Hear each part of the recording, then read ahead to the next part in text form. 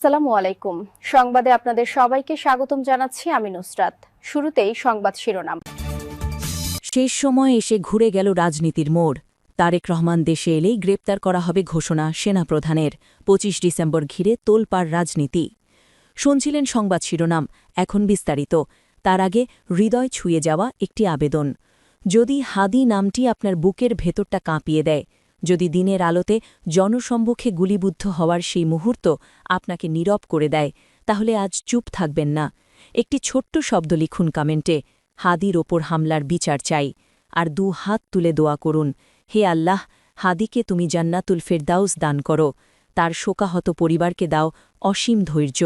ভাঙা হৃদয়গুলোকে শক্ত করে ধরার তৌফিক দাও। মনে রাখবেন, আপনার একটি দোয়া, একটি ছোট্ট কমেন্ট, হয়তো সেটাই আজ হাদির পরিবারের জন্য সবচেয়ে বড় শক্তি, সহযোদ্ধাদের জন্য সবচেয়ে বড় সান্ত্বনা হয়ে উঠবে। আর যদি সত্যিই আপনি অন্যায়ের বিরুদ্ধে দাঁড়াতে চান, যদি চান এই রক্ত যেন বৃথা না যায়, তাহলে এখনই আমাদের চ্যানেলটি সাবস্ক্রাইব করুন, ভিডিওটি শেয়ার করুন, যাতে এই হামলা চাপা না পড়ে, যাতে অপরাধীরা আড়ালে লুকোতে না পারে, যাতে একদিন তারা আইনের কাঠগড়ায় দাঁড়াতে বাধ্য হয়। চলুন, বেশি কথা না বাড়িয়ে বিস্তারিত জেনে নিই। শেষ সময়ে এসে ঘুরে গেল রাজনীতির মোড়।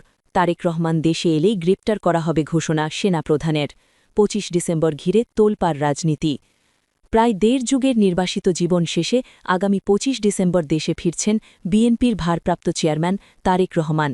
এমন আলোচনা ঘিরেই দেশের রাজনৈতিক অঙ্গনে শুরু হয়েছে ব্যাপক তোলপাড়। দীর্ঘদিন ধরে চলা জল্পনা কল্পনার অবসান ঘটিয়ে তার এই সম্ভাব্য প্রত্যাবর্তন শুধু বিএনপির রাজনীতিতেই নয়, বরং রাষ্ট্রীয় ক্ষমতার ভারসাম্য, আইন শৃঙ্খলা পরিস্থিতি এবং আসন্ন জাতীয় নির্বাচনকে ঘিরেও নতুন করে উত্তেজনা সৃষ্টি করেছে।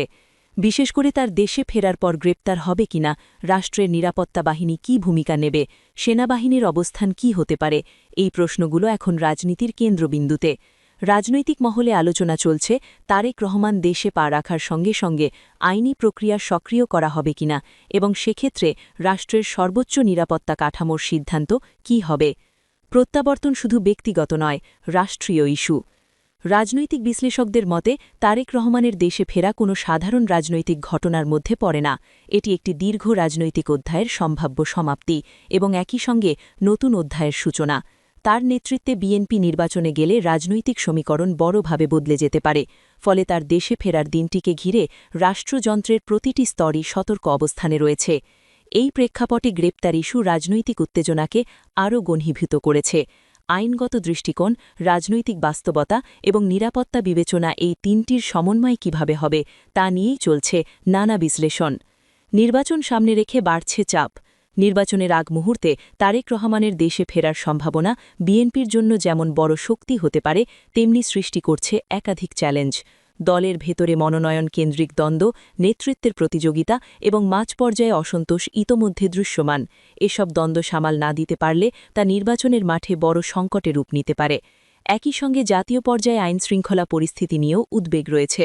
বড় রাজনৈতিক সমাবেশ, রাজপথের কর্মসূচি এবং প্রতিক্রিয়াশীল পরিস্থিতি সামাল দেওয়ার সক্ষমতা এখন বড় প্রশ্ন হয়ে দাঁড়িয়েছে। গ্রেপ্তার বিতর্ক ও সেনাবাহিনীর প্রসঙ্গ। তারেক রহমান দেশে ফিরলে তাকে গ্রেপ্তার করা হবে কিনা, এই প্রশ্নের সঙ্গে যুক্ত হয়েছে সেনাবাহিনীর ভূমিকা নিয়ে আলোচনা। যদিও এ বিষয়ে কোনো আনুষ্ঠানিক ঘোষণা নেই, তবু রাজনৈতিক অঙ্গনে সেনাপ্রধানের অবস্থান, রাষ্ট্রীয় নিরাপত্তা সিদ্ধান্ত এবং সংকট ব্যবস্থাপনা নিয়ে নানা জল্পনা চলছে। একটি মহল মনে করছে, গ্রেপ্তার প্রশ্নে কঠোর অবস্থান নিলে রাজনৈতিক পরিস্থিতি আরও উত্তপ্ত হতে পারে। অন্যদিকে আরেক পক্ষের যুক্তি, আইনের শাসন প্রশ্নে রাষ্ট্রকে সিদ্ধান্ত নিতেই হবে। এই দ্বন্দ্বই ২৫ ডিসেম্বরকে ঘিরে রাজনৈতিক উত্তেজনা বাড়িয়ে তুলেছে। সামাজিক যোগাযোগ মাধ্যমে তীব্র লড়াই। তারেক রহমানের প্রত্যাবর্তন ঘিরে সামাজিক যোগাযোগ মাধ্যমে ইতোমধ্যেই তৎপরতা বেড়েছে। বিভ্রান্তিকর তথ্য, অপপ্রচার এবং পরিকল্পিত গুজব ছড়ানোর অভিযোগ উঠছে বিভিন্ন দিক থেকে।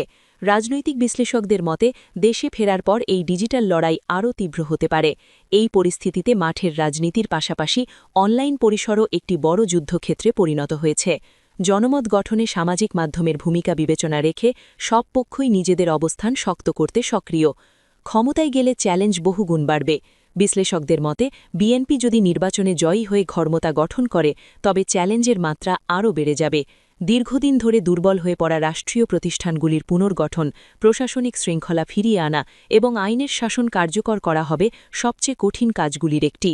গণমাধ্যমের স্বাধীনতা, মত প্রকাশের অধিকার এবং নাগরিকদের মৌলিক অধিকার পুনঃপ্রতিষ্ঠার প্রশ্নেও সরকারকে কঠিন বাস্তবতার মুখোমুখি হতে হবে। দলের ভেতরের সমীকরণ ও নেতৃত্বের পরীক্ষা। তারেক রহমানের দেশে ফেরার পর বিএনপির অভ্যন্তরীণ রাজনীতিতে নতুন সমীকরণ তৈরি হতে পারে। প্রভাব বিস্তারের প্রতিযোগিতা, নেতৃত্বের কাছাকাছি যাওয়ার চেষ্টা এবং অনানুষ্ঠানিক বলয় গঠনের প্রবণতা দলীয় ঐক্যের জন্য বড় চ্যালেঞ্জ হয়ে দাঁড়াতে পারে। এই পর্যায়ে দলের শীর্ষ নেতৃত্বের জন্য সবচেয়ে গুরুত্বপূর্ণ হবে স্বচ্ছ সিদ্ধান্ত গ্রহণ এবং তৃণমূল থেকে কেন্দ্র পর্যন্ত শৃঙ্খলা বজায় রাখা। রাজপথে নামলে কি বদলাবে? দীর্ঘ ১৭ বছর ধরে বিএনপির নেতৃকর্মীরা তারেক রহমানকে মূলত ভার্চুয়াল উপস্থিতিতেই দেখেছেন। সশরীরে নেতৃত্ব দেওয়ার সুযোগ না থাকায় মাঠ পর্যায়ে যে শূন্যতা ছিল, তারেক রহমানের প্রত্যাবর্তনে তা অনেকটাই পূরণ হতে পারে বলে মনে করছেন দলটির নেতৃকর্মীরা। রাজনৈতিক গবেষণায় দেখা যায় সরাসরি নেতৃত্ব কর্মীদের মনোবল বাড়ায় এবং নির্বাচনী প্রচারণায় গতি আনে। তারেক রহমানের উপস্থিতি নির্বাচনের মাঠের চিত্র বদলে দিতে পারে। নতুন ভোটারদের ভূমিকা। গত ১.৫ যুগে ভোটার তালিকায় যুক্ত হয়েছে একটি বড় নতুন প্রজন্ম। এই ভোটারদের বড় অংশ তারেক রহমানকে সরাসরি দেখেনি। দেশে ফেরার পর তার বক্তব্য, কর্মসূচি এবং রাজনৈতিক রূপরেখা এই নতুন ভোটারদের ওপর উল্লেখযোগ্য প্রভাব ফেলতে পারে।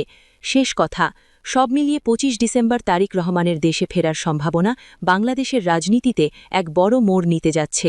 গ্রেপ্তার বিতর্ক, সেনাবাহিনীর ভূমিকা নিয়ে আলোচনা, নির্বাচন, দলীয় ঐক্য, নিরাপত্তা ও ডিজিটাল অপপ্রচার সবকিছু মিলিয়ে পরিস্থিতি অত্যন্ত সংবেদনশীল।